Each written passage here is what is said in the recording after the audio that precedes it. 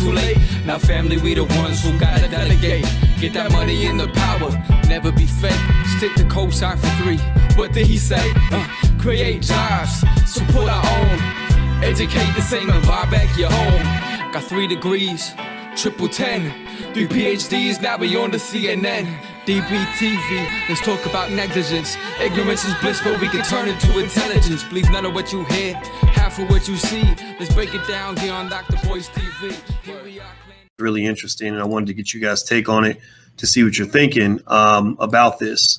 This is so there's a brother that really felt some kind of way about his wife. His wife appears to be a white woman. I'm not sure. I'm not for sure, but she looks white.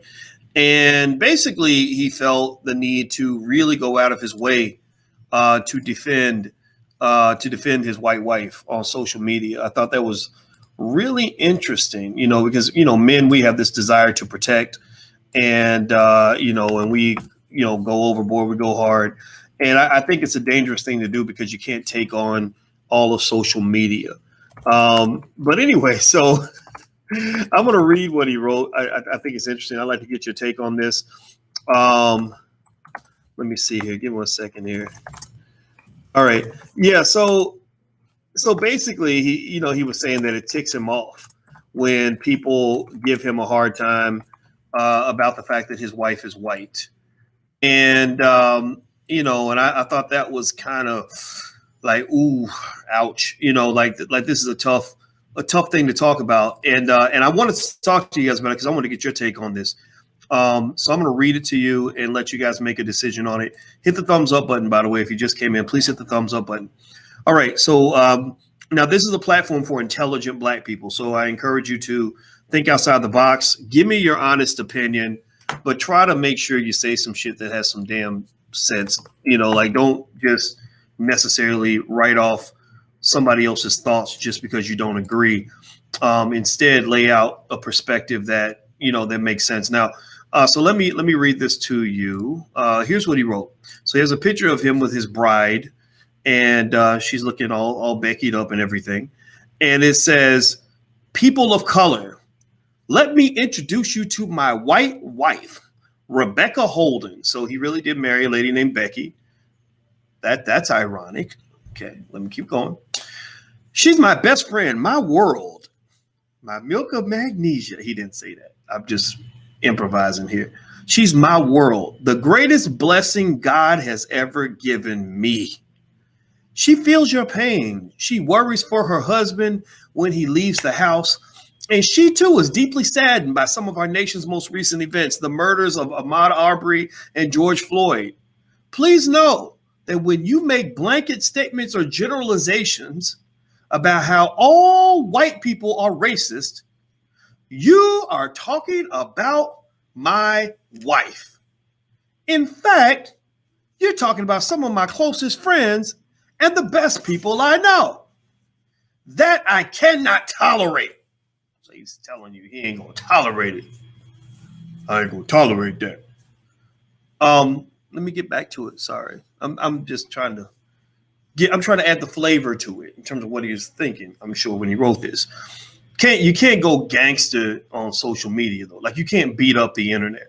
Like I think that's what he needs to understand. Like you can't, the more you try to beat up the internet, the sillier the internet will make you, in my opinion. Like that's what I learned. Like you can't drink the ocean and you can't beat up the internet. And if you try to beat up the internet will whoop your ass. That's just what I believe. I remember Umar said something on there like, "I see y'all out there making those comments. I see y'all making them. You better stop making them comments." I said, "Oh man, now they really gonna make those comments. Now they really gonna do it, right?" So you can't beat up the internet. You have to accept it. Like when you're getting dragged or you're getting trolled or you're getting taken down, you just gotta deal with it. And think about it. I went out and said something unpopular about Lizzo. I stand by it. The mass promotion of diabetes and heart disease to Black people is going to kill Black people. Why are you supporting something that kills Black people? And then you come crying to me because Black people dying from corona. Well, we died from corona because we got diabetes and heart disease. So y'all should have been cheering me on, but some people dragged me. Some people, white media went hard, right? And I just had to take it because you cannot change what people put on their status. It is what it is. Let me read more. So this is the black man who's married to the white woman who feels the need to, to defend his wife's honor.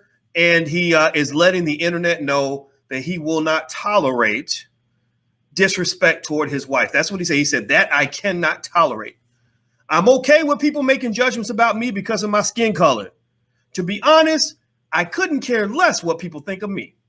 However, when you make statements about the people I care about, it ticks me off. Get off Facebook and know that not everyone has to express themselves the same way you do. Makes me think about what was it? Trading Places. Remember the guy would be talking, the guy would be like, yeah. So I want to be like, yeah, right? Okay. What do y'all think? What do y'all think? So this guy, so Tariq Nasheed shared this. He shared his statement and I don't think Tariq actually even said anything. I think he just shared it. And from what I gathered, a lot of the response was not positive. But let me just break this down. I like to break things down, so let me give you the Dr. Boyce breakdown on what I'm seeing here. Hit the thumbs up button, please, if you haven't done it. And what's up on Instagram? If you want to follow me on Instagram and you like to think, it's only for people who like to think, please feel free to follow me at The Real Boyce Watkins. Just beware. I'm probably going to piss you off at some point, at least once a week. Just know that. Just know that. All right. So here's what it says here. So let me read it. People of color, let me introduce you to my white wife, Rebecca Holden. So that statement right there, that first sentence hits me in three ways. One, it's like he's talking to black people. He's saying people of color, but people of color, that's one little tiny distinction, right? Black people who are in the so-called conscious black space, which I consider myself to be a part of that. Conscious meaning, we're kind of beyond the whole Democrat Republican definition of black. We believe that black people can build for ourselves. We just kind of want black people to have the opportunities to own things and educate our own kids, create our own jobs, police our own communities, right? People in that space don't tend to use the term people of color. People of color is kind of like blackness for beginners, like black, stay woke for dummies, right? It's like blackness for people like with training wheels, right? Where you're like using terms like people of color and diversity and all these watered down terms that you learned at Brown University in your multicultural studies department. But then you learn that there's another real world out here of blackness that's a little bit deeper than the one that you might see. And I think that the George Floyd situation exposed the world to that deeper side of blackness that goes beyond, the affirmative action program at your local college or the diversity program that allowed you to get that corporate job, right? There's sort of this other side, a deeper blackness that's out there that I don't think a lot of black folks are hip to. And the George Floyd situation to me exposed that and connected the world to that, which is going to lead to a real interesting set of conversations. For example, a lot of college campuses don't have people like Louis Farrakhan come speak. They don't have Dr. Claude Anderson come speak. They don't invite people like Tariq Nasheed. University of California, what was that school? Long Beach. I gave a lot of credit to University of California at Long Beach because they invited me and Tariq Nasheed to speak, and they had Farrakhan. And I said, this is not something white universities typically allow because they don't want that much blackness in their campus because real blackness tends to conflict with determined whiteness, right? So you're gonna see a lot of clashes there, because there's going to be a lot of growing pains as you try to merge those two worlds, right? So let's keep going. So a lot of the college students they find me online. They don't find me on their campus because once I started really sort of digging into what blackness means and Marcus Garveyism and what Malcolm X really meant when he talked to those white folks, who Dr. King really was, I became more disconnected from what happens on these college campuses. So just that term, people of color, right there says a lot in terms of how you even view your blackness. So for some reason this week, I guess in light of the George Floyd situation, the brother felt the need to introduce society to his white wife, which I don't know why exactly, but it's his right. It's his wife. Okay, good for you. Congratulations. And And so her name is Becky, which I just think is hilarious that her name happens to be Becky. And also the other piece in that sentence, so that's the three things, right? People of color, let me introduce you to my wife, and her name is Becky. Those are three funny things that happen in the first sentence. Next, she's my best friend, which is your wife should be. She's my world. Okay. All right. The greatest. So let me see here. So he also says that she is the greatest blessing God has ever given me. That bothers me a little bit, not because I don't think a man should say that about his wife, right? I think every man should feel that way about his spouse, and I think that's okay.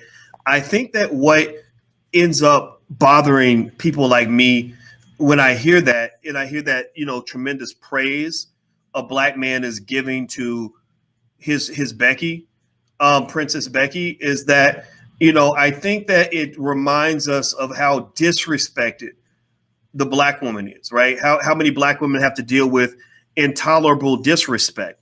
I lost you guys on Instagram, so I'm gonna hang up and come right back. So let me see if I can make this work. Sorry, guys. I feel that the black woman gets so much disrespect that it's really hard sometimes to see a black man really fawning over a white woman in public, because it reminds you that as black men, we're not fawning over black women the way that we should. I can't tell you how many times I was called a simp and a sucker for the fact that I wanted the world to know how much I love the black woman that's in my house and how much I love my black daughters that she blessed me with. These are her kids, but they're mine now.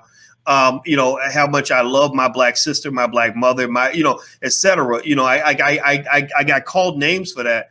And I think, honestly, that's a part of black male culture that was given to you back when they destroyed hip hop and made it into a woman hating genre where you were running around talking about we don't love them hoes and bitches ain't shit and everything else. And it was making you look like suckers because you were disrespecting your mothers, your sisters, your daughters, and everything else. And then those rappers started getting old and they saw young guys who looked up to them treating their own daughters like bitches and hoes, and they didn't like it. And suddenly it led to a moment of clarity and a moment of reflection. Damon Dash, who worked with Jay-Z and Rockefeller, who pretty much is responsible for getting Jay-Z out there. He got Jay-Z his start, in my opinion. He goes back all the time and talks about how he regrets the way hip hop talked about women in the 90s. And I just think it's embarrassing. So, I personally am a big fan of us as black men. When it comes to those black women we love, I think it's okay to fawn over them and to say, I really love you. I really respect you. I want everybody to know that, and so this man fawning over his wife, that's really how a man's supposed to treat the woman he loves. This whole, like, I'm pimping these hoes and all that stuff, man, that's not really, maybe if that's what you do when you're dating a stripper or something, I don't know. I'm not judging, but I think when you're talking about a woman you really love, that ain't how you talk about a woman you love. You fawn over her. You let her know like she is the queen. She is the princess. So to some extent, that part about fawning over his wife, I think is okay.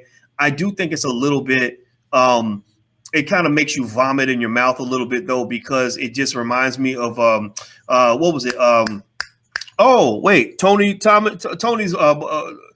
the homie. Okay. Happy birthday. Everybody say happy birthday to Tony. He wants me to give him a shout out. Everybody say happy birthday, Tony. There you go. There's your shout out. All right. I remember Don't Be a Menace While Drinking Your Juice in the Hood. Remember that? Where the guy was looking at the white woman. He's like, my milk of magnesia, my melon, or my white goddess. I forgot what the hell he did. He was like falling in love with this white woman, right? So that's what that kind of reminded me of. So let me read more. So he says, she worries for her husband when he leaves the house. She, too, is deeply saddened by some of our nation's most recent events, the murders of Ahmaud Arbery and George Floyd. Okay, so it sounds like he's communicating like she's cool. She's down. She's one of us. She gets us. Okay, fine. Thank you. I'm glad you made that point. I assume that she likes black men on some level because that's why she married you, right? So I assume that there's something there, right? Her babies are going to be black. So, hopefully she likes black people. Now, one of the things about that statement, though, in terms of him overcompensating and showing that his wife is down, the problem with that also, what makes that uninteresting is that all white people are down for blackness now. Like this week is the blackest week probably in the last probably ever. I don't think America's ever had a Blacker Week where literally around the entire globe they are protesting white supremacy and racism. Like, seriously, there's never been a time I can think of where around the entire globe, everybody was like, we love Black people. We love y'all. I've had white people smiling at me, walking. Normally, when I go down the street by myself, white people don't, especially white women, don't even acknowledge me. I don't know if any other brothers go through that, but they're really, I don't know if I make them nervous or what. Maybe I'm looking mean. I don't know. But the only time white people talk to me when I'm out is when Alicia is with me, because I'm less threatening because I'm with a woman. This week was weird because they were smiling at me even without me being with her. Like, there was a white woman that was jogging by and she looked up and smiled at me. I didn't know what to do. I froze up. I was like, oh, what? Oh, I guess I smiled back. Okay. Hey, right. So that was weird, so this idea of her connecting with what's going on with Ahmaud Arbery and all that stuff, there's nothing special about that. There's nothing unique.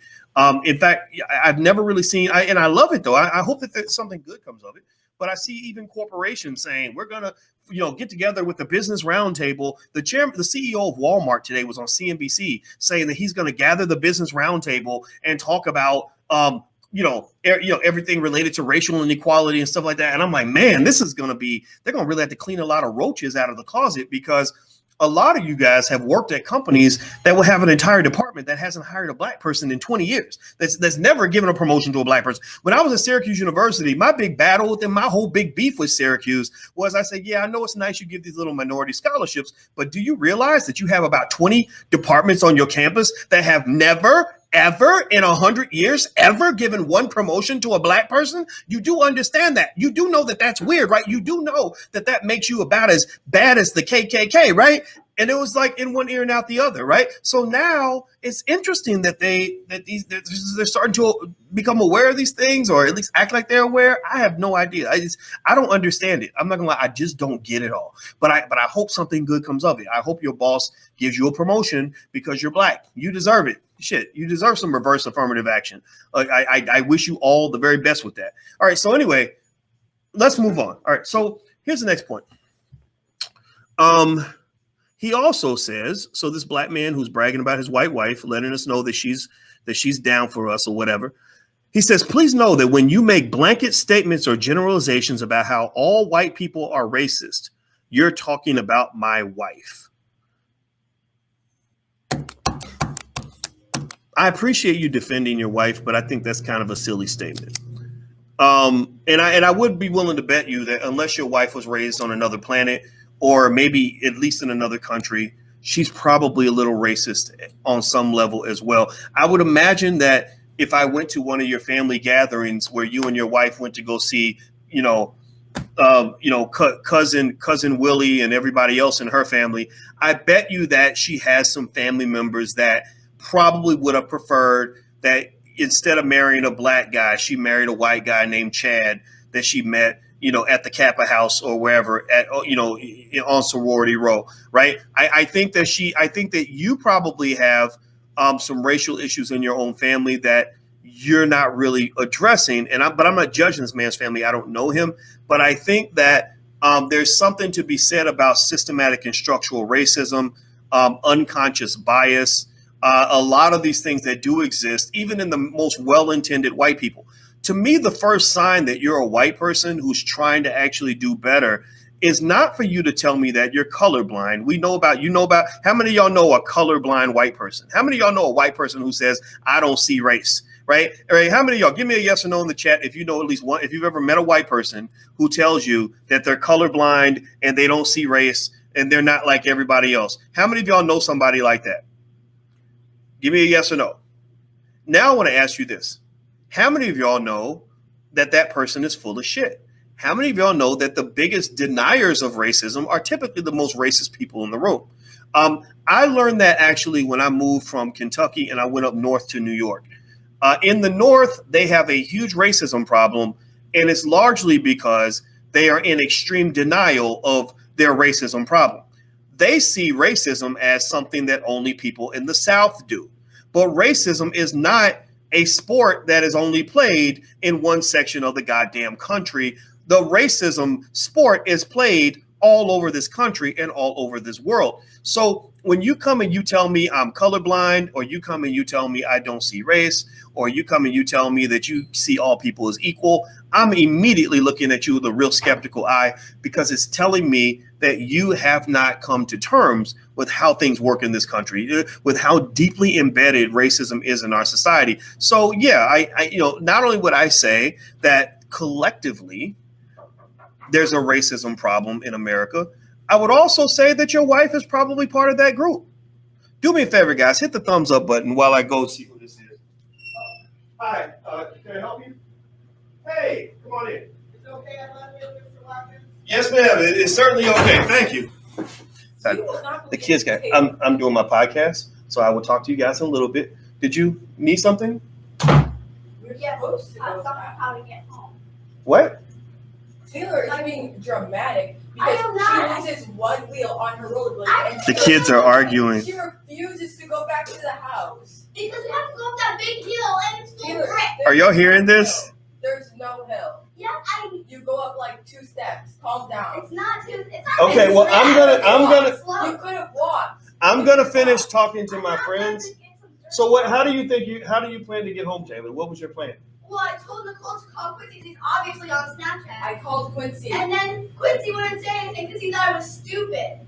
No, he didn't. He said he has to get dressed. I'm not waiting in the hot sun for Quincy to get dressed just for you to walk up the hill where we're literally right there. The house is right there, Taylor. You're missing one wheel. And I'm afraid if I fall back, I'm gonna hit my head, Nicole. You're not gonna fall back. You sound dumb. Why don't you walk? Why don't You you? saw me do it multiple times.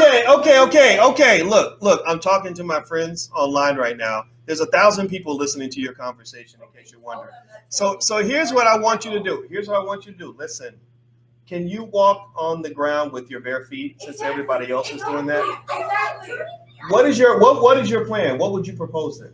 I literally told Quincy to just drive us back. Okay. So he's on Snapchat. So how about this? Okay, so how about this? You can either go walk up on your feet with your bare feet, or you can wait right here until I get done, and I can find a way to get you home. I can piggyback ride you to the house. All right, that's your option. I'm going to talk to my friends because we're having a good conversation. So what are these drinks for me? Yes, you can have some. Okay.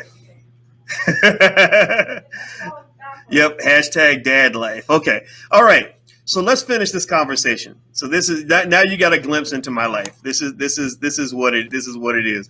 But anyway, so let me finish this up here. Okay. So basically, this brother, he's got his white wife, right, and he's qualifying all these statements. He's sort of saying, my wife is really cool. She really gets it with black people. And he says, please know that when you make blanket statements or generalizations about how all white people are racist, you're talking about my wife.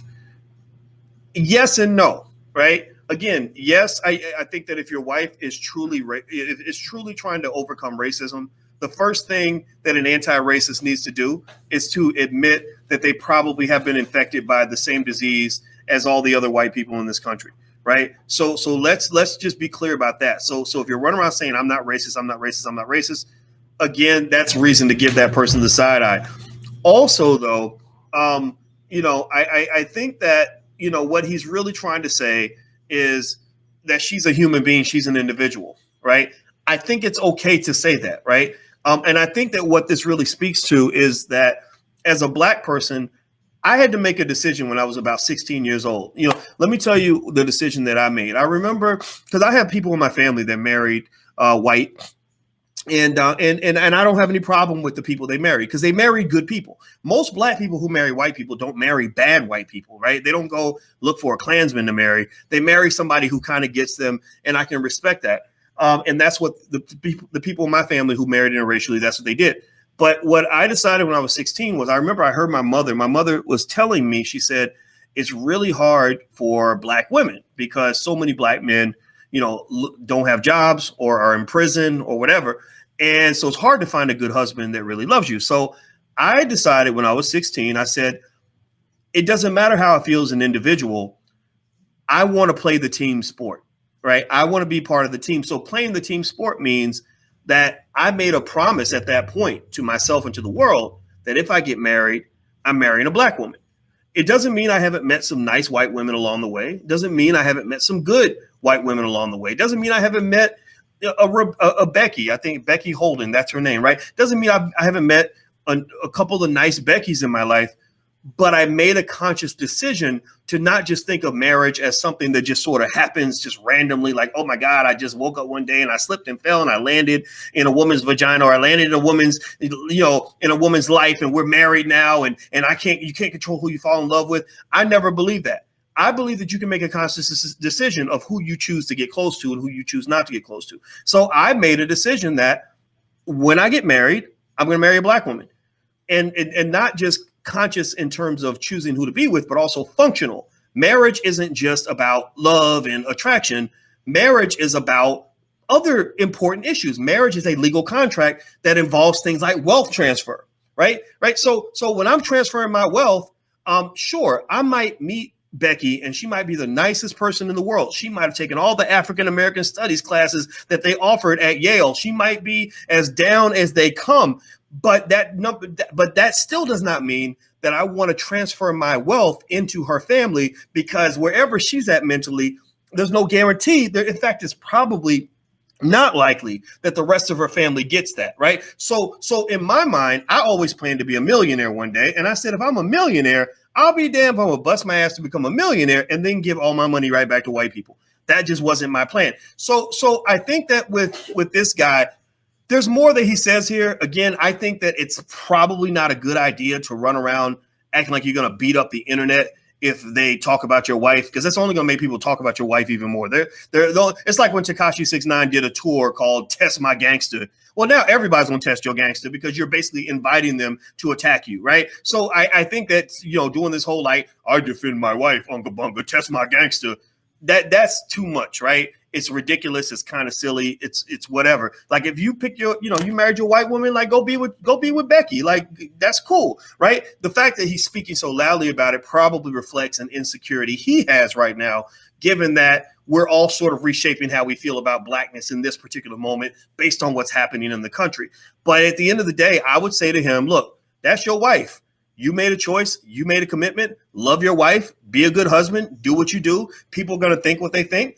Don't worry about that. Like you say, you don't care what people think. Well, then you shouldn't care what people think. But also, people have the right to think what they're going to think, and the world is what it is. And despite the fact that you want to believe that you and that Romeo and Juliet just met in a vacuum, Romeo and Juliet did not meet in a vacuum. It's not just Romeo. It's not just Juliet. When marriages happen, it is family coming together with family. When Romeo and Juliet met each other, when the Hatfields and the McCoys had two kids that fell in love with each other, they weren't just coming as individuals to that relationship. You're coming with cultural baggage that goes back long before you were ever put on this earth. So Romeo and Juliet, as much as they want to say, oh, it's just about love, we love each other and that's all that matters. No. The Capulets and the whatever the other family was, Romeo's family wanted to kill Juliet's family, and that shit wasn't gonna go away just because you think Juliet's cute. So understand, marriage is deeper than what we make it out to be. We think it's just about, oh, she's cute and she's got a big butt and a smile, and he's got a little money and a little swag, so I'm gonna marry him. No, marriage is a union of families, and sometimes those families are at war. So in America, you live in a country where for 400 years, Black and white people have had what can only amount to a war, where we've been slaughtered and killed, castrated, burned alive, shot, had our wealth stolen. All these things have happened. And all that doesn't go away just because you met a nice white person, right? So I think it's important to make sure we understand the context of everything we do. Sometimes the context is more important than the action. In fact, the context defines the appropriate action in that situation. If you can't understand context, then you don't understand the world. So I'm going to go. I hope you guys have a good day. Let me go get the kids home. I'm about to give a piggyback ride to Taylor back to the house. And then, Coco, thank you for bringing Taylor over here. I didn't even know. I came here by myself. Nicole walked home and then she came back. I did not there you go. walk This home. is I love it. And they're so smart. They're so smart. One day I'm going to tell you more about the kids. So anyway, you guys have a good day. Love you. Thank you for listening. Please follow me on Instagram. Instagram is The Real Boyce Watkins. If you want to see some interesting stuff and have some good conversations, The Real Boyce Watkins. Hit the thumbs up button, share, subscribe. Also, if you haven't checked out the Black Business School yet, Go give the Black Business School a try. TheBlackBusinessSchool.com. You can get started for free. You can get a personal wealth plan. There's a lot of great stuff there. Remember, Black Power is heavily linked to Black wealth. So let's not just get emotional about what's going on. Let's talk about building a power plan for our families, for ourselves, and for our community. All right. So take care, guys. Have a good day. See you soon. Love you. Talk to you later. Peace. Hold on, ladies. Let me shut down the live stream. It's not letting me shut this down. Hold on. Anyway, guys, I don't know why this thing isn't shutting off. YouTube has a big problem with this. Let me see if I can make it turn off. There we go. All right. I think it's off. What do you say? I just hear a movie. Yeah. I was clicking like crazy, and it's still not actually totally off. So don't say anything crazy because it won't. It might. What do you say? Cray. Well, I'm glad you guys came when you did because I was actually ready to go home anyway. And Nicole kept saying that you weren't in here, but I know you coming. I literally said You knew what? You knew I was in this conference room? How did you know?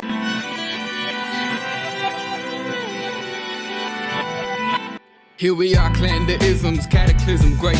Our people out here struggling, trying to make it in this state. Everybody out here doing it, but we the ones who late. Now family, we the ones who gotta delegate. Get that money in the power, never be fake. Stick to cosign for 3. What did he say? Create jobs, support our own. Educate the same and buy back your home. Got 3 degrees, triple 10. 3 PhDs, now we on the CNN.